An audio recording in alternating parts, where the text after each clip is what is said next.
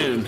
Welcome to the monthly meeting of the Seminole County Code Enforcement Board for July 27, 2023. We're going to go ahead and get started. It's 1:33 in the afternoon, and I'd like to have the clerk do a roll call, please, of the board members. Kevin Ross Andino. Present. Dudley Bates. Here. Catherine Townsend. Here. Dennis Warren. Here. Craig Davis. Here. Patrick Brandt. Here. Mr. Peterson has been excused for this hearing. Thank you, and I think I omitted the Pledge of Allegiance. If we could all stand for just a moment.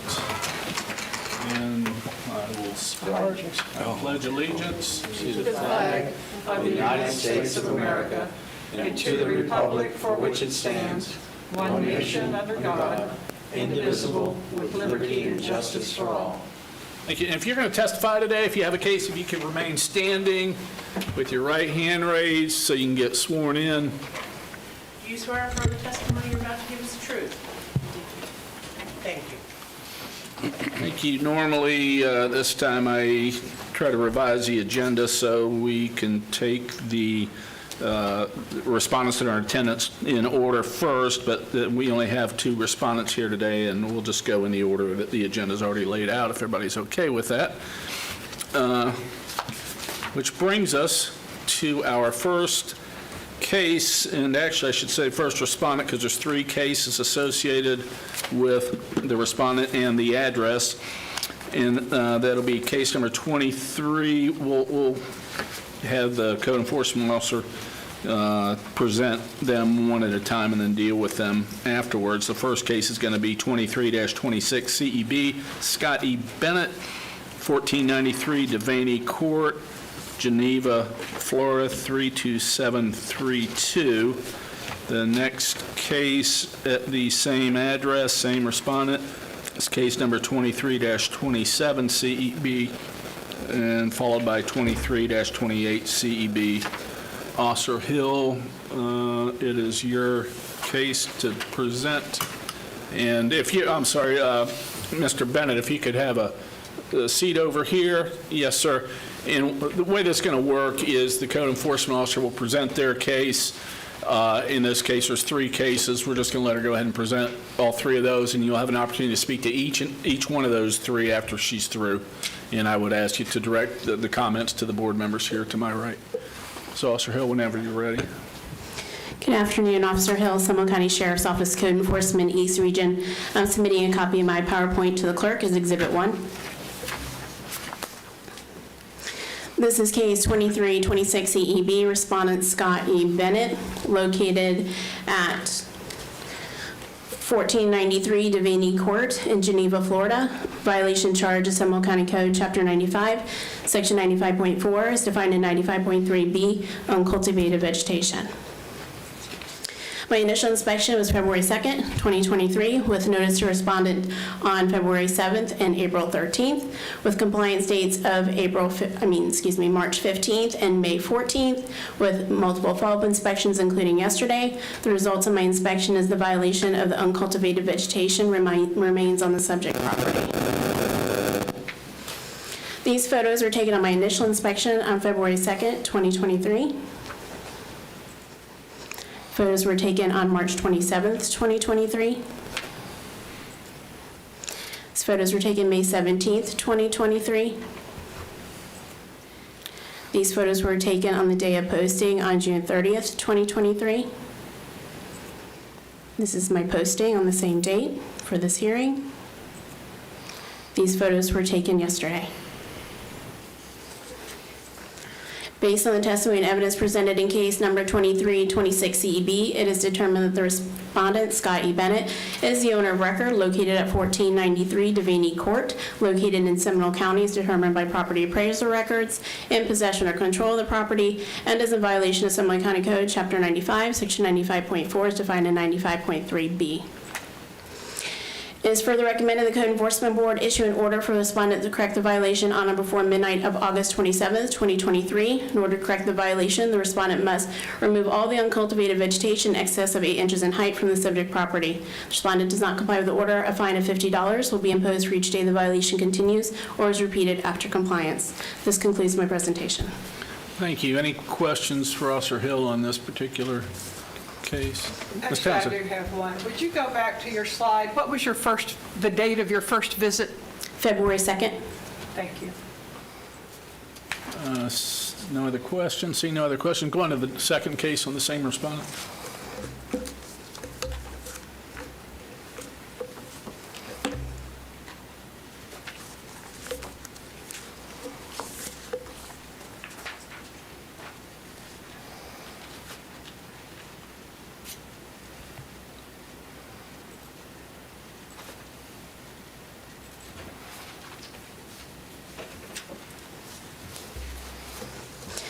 Officer Hill, Seminole County Sheriff's Office, Code Enforcement, East Region. I am submitting a copy of the PowerPoint to the clerk as Exhibit 1. This is case 2327 CEB. Respondent is Scott E. Bennett, located at 1493 Devaney Court in Geneva. Violation charge is Seminole County Code, Chapter 95, Section 95.4, is defined in 95.3A, rubbish. My initial inspection was on February 2nd, 2023, with notice to respondent on February 7th and April 13th, with compliance dates of March 15th and May 14th, with multiple follow-up inspections, including yesterday. The results of my follow-up inspection is that the rubbish remains on the subject property. These photos were taken on my initial inspection, February 2nd, 2023. These photos were taken on March 27th, 2023. These photos were taken on May 17th, 2023. These photos were taken on the day of posting, June 30th, 2023. The little red arrow is showing there are some refrigerators with the doors have been removed. This photo is the day of the posting for this hearing. These photos were taken yesterday. Suggested recommendation is based on the testimony and evidence presented in case 2327 CEB. It is determined that the respondent, Scott E. Bennett, is the owner of record located at 1493 Devaney Court in Seminole County, is determined by property appraiser records, in possession or control of the property, and is in violation of Seminole County Code, Chapter 95, Section 95.4, as defined in 95.3A. Further recommended the Code Enforcement Board issue an order for the respondent to correct the violation on or before midnight of August 27, 2023. Or to correct the violation, the respondent must remove all the rubbish from the subject property. If the respondent does not comply with the order, a fine of $100 will be imposed for each day the violation continues or is repeated after compliance. This concludes my presentation.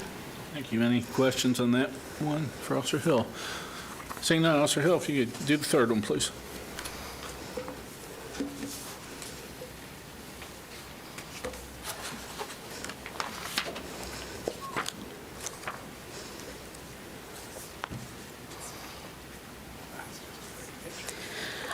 Officer Hill, Seminole County Sheriff's Office, Code Enforcement, East Region. I'm submitting a copy of my PowerPoint to the clerk as Exhibit 1.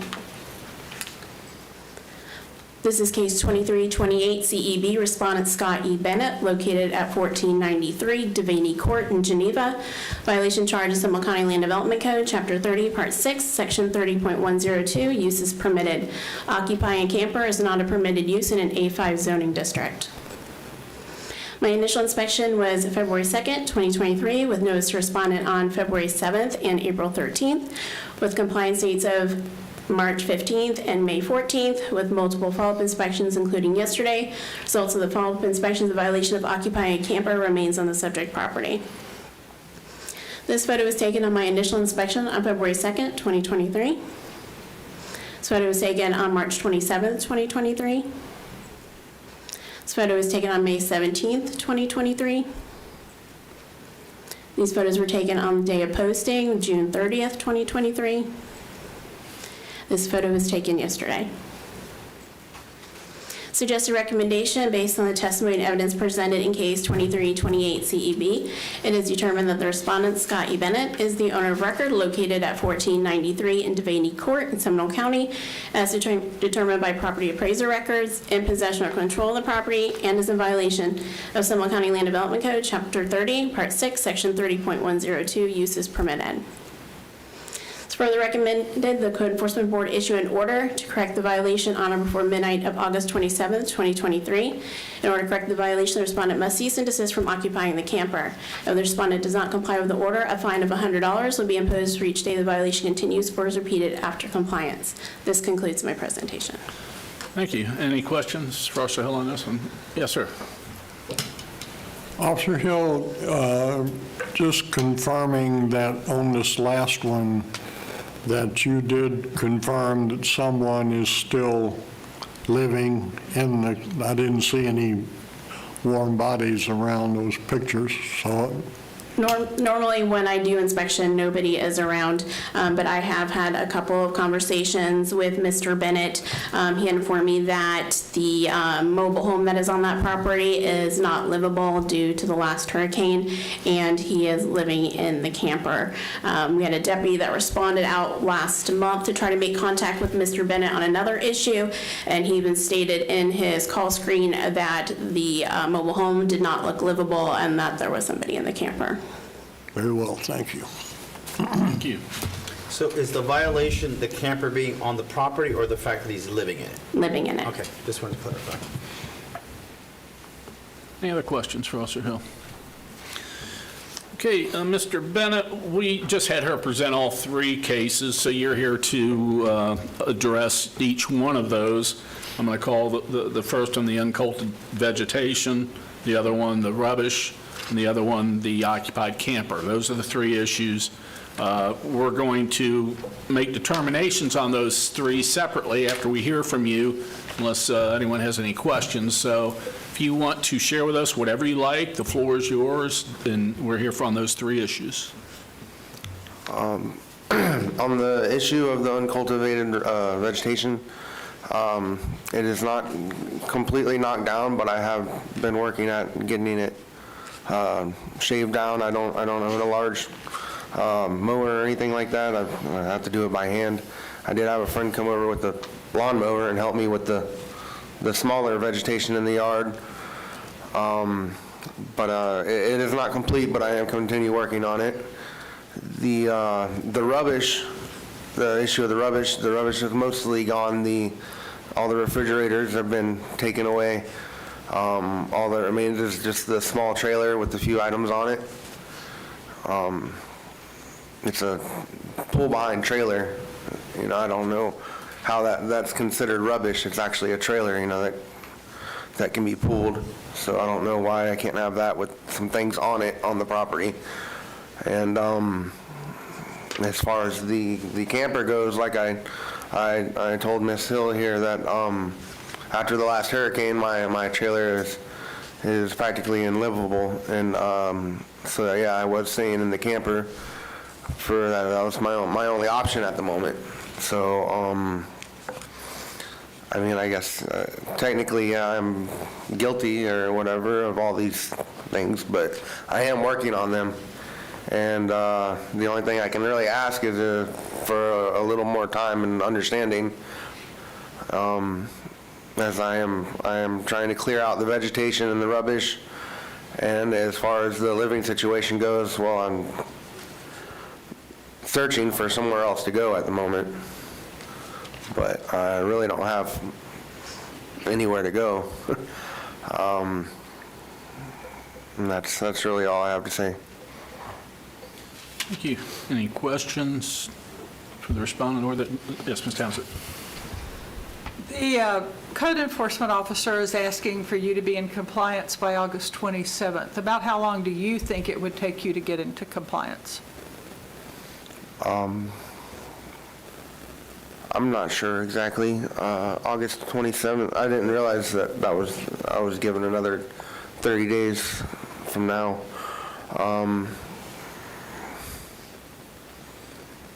I'll do my best to have it done by then. If there's any way I can maybe get you know, maybe 2 months tops. I mean, I could definitely do it by then. At least as far as the vegetation and the rubbish goes, I mean, 2 months being the end of October, you think that's a reasonable expectation? yes, ma'am. Any other questions? I've got maybe one or two. You said it's a trailer that was described as trash. I'm going to hear from her in a minute, but I want to ask you, is this a tagged, registered trailer? Does it have tires on it with air? Tell me about the trailer. No, sir, it doesn't. It's not tagged or registered. It has tires on it, but it doesn't have air. Okay, so it's normally for towing behind a car with tires Yes. that hold air, but it doesn't have air on the tires, or it's not registered? Yes, Okay, and you say you are living in the not- camper. Yeah, the camper. You're living in that. Do you have electricity or water, or? yes. Curious, doesn't matter. I'm just, that you're living there, I'm just curious. This is like a permanent residence at this time until, what are your plans? Well, I've been saving up and trying to look into getting maybe a mortgage or borrow on my property to get a mortgage for another mobile home. I haven't been, I haven't had, you know, a lot of money saved up yet.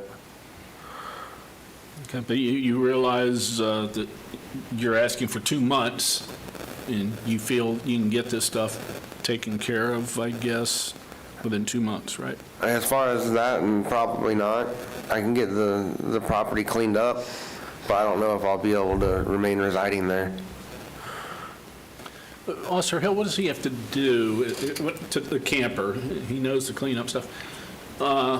Just totally remove it? Is the trailer still okay if it's there? That's not part of the violation, I guess? No, it's not part of the violation because I cannot, it's from the front of the property, I cannot tell. He said the damage is on the back side, so I can't tell from the front of the property that it is damaged. I do know that if he was repairing the mobile home and was getting a building permit to, I don't know if it is fixable, but he would be able to get a temporary permit to live in the camper as long as he has ongoing valid construction permit. I believe that that is good for a year, and then it could be renewed for another 6 months. So that could be an option, but I don't know the extent of the damage of the mobile home. Okay. There's another option possibly for you out there.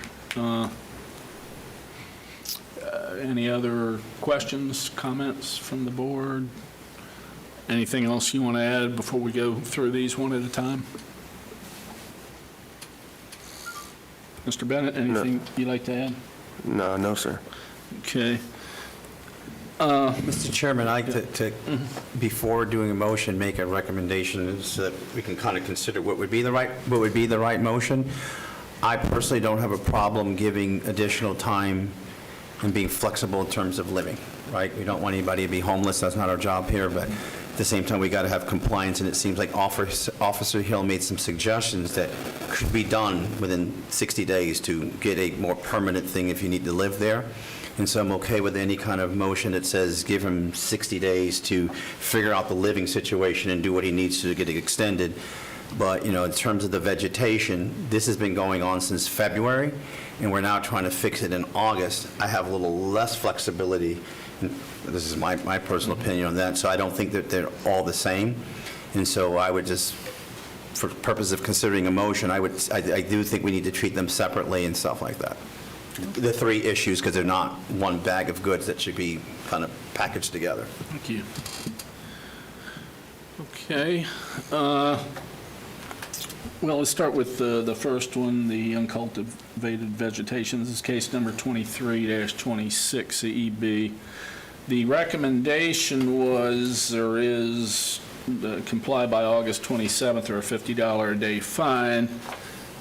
Suggestion, he was asking for at least 60 days, suggestion maybe 90, that would put us 90 days at October 25th, and we have a hearing on October 26th. So if we wanted to do that, we would, and depending what fine, the recommended fine is $50 a day, but compliance by October 25th, if that's the motion that would want to be made here by anyone, or any other motion. The floor is open.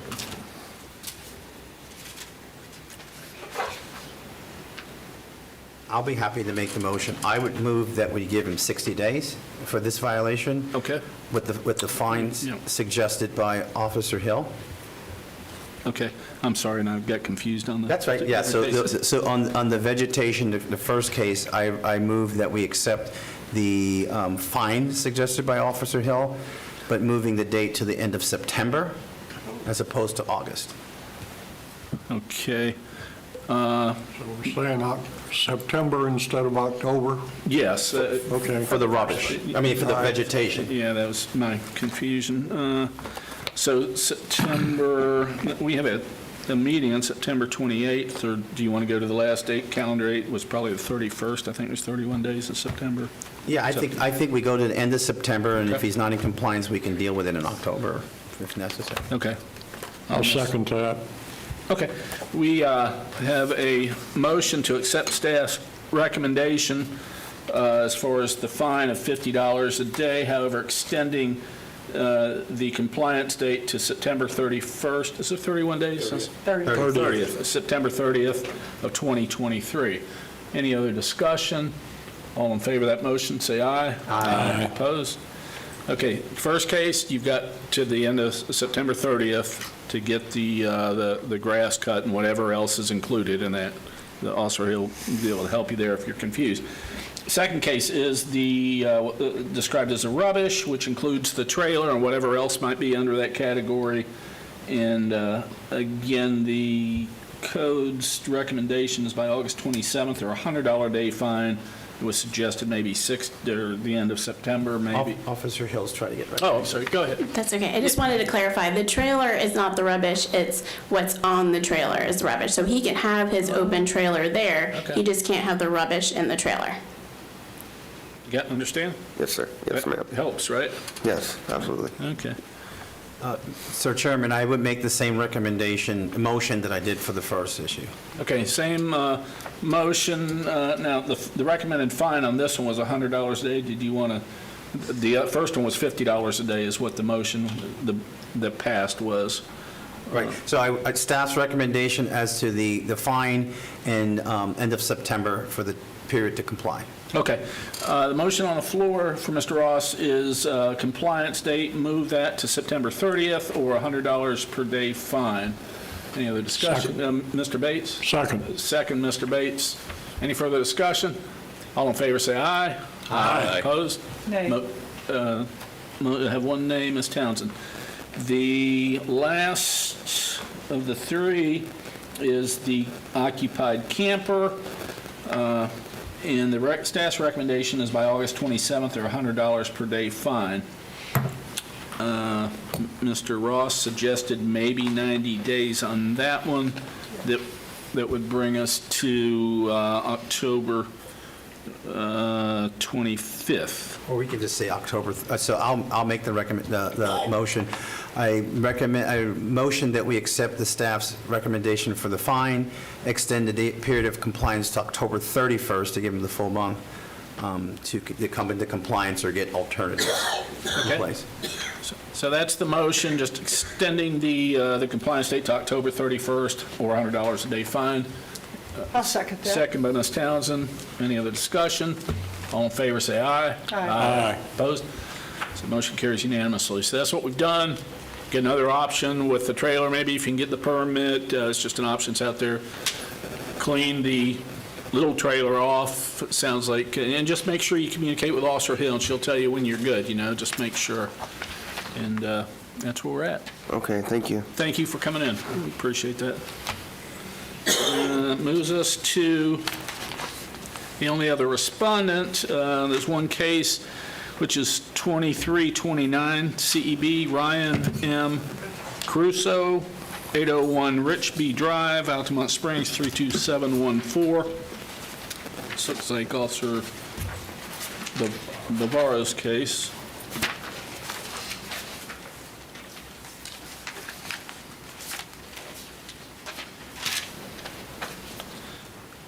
And whenever, sir, you've been sworn in. Yes, sir. And your name, please? Ryan Kraus. Thank you.